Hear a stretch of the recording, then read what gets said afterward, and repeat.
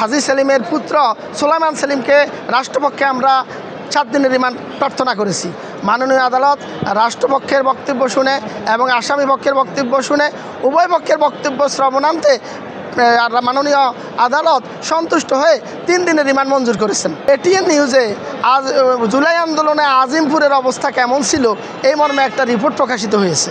সেই রিপোর্টে দেখা গেছে যে 5 মিনিট 9 সেকেন্ডের ভিডিওতে 1 মিনিট 10 সেকেন্ডে এবং 3 মিনিটের সময় এই সুলাইমান সেলিমকে তার সাঙ্গপাঙ্গদেরকে তার তদীয় সঙ্গীদেরকে অস্ত্র দিয়ে বৈষম্য বিরোধী আন্দোলনকারীদের প্রতি আক্রমণ করার নির্দেশ দিতে দেখা গেছে।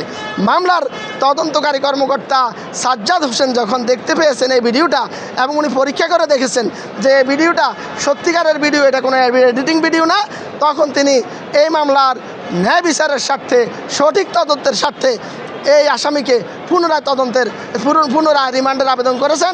এবং আপনারা জানেন যে মামলার তদন্তের স্বার্থে ন্যায় বিচারের স্বার্থে মামলার আয়ু যখন যাকে যতদিনের যখন প্রয়োজন তখন তিনি রিমান্ডের প্রার্থনা করতে পারেন।